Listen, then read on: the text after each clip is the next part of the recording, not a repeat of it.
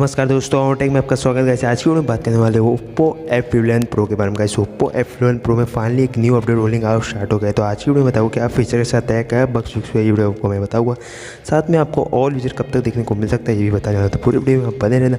और guys video शुरू कीजिए, वीडियो को एक लाइक नहीं किया तो एक लाइक कर देना। तो स्टार्ट करते हैं। तो जैसे कि आप स्क्रीन पर CPM1969 ये Oppo F11 Pro का मॉडल नंबर है।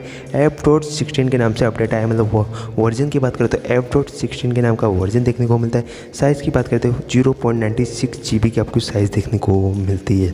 और यहाँ कलर ओएस 11.1 का आपको देखने को मिलता है, मतलब कलर ओएस 11.1 देखने को मिल जाता है।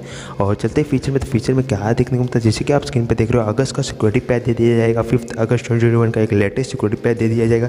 सिस्टम के अंदर काफ़ी सारी इंप्रूवमेंट की गई, जैसे कि देख रहे हो improve system performance in some sensors, मतलब आपको इम्प्रूव कर दिया गया सिस्टम में। और जो काफ़ी सारे जो बग्स थे उसको फिक्स कर दिया। डू नॉट डिस्टर्ब में, मतलब वायरलेस कनेक्शन में, SD कार्ड में, मतलब जो भी थे वो सारे फिक्स हो गए।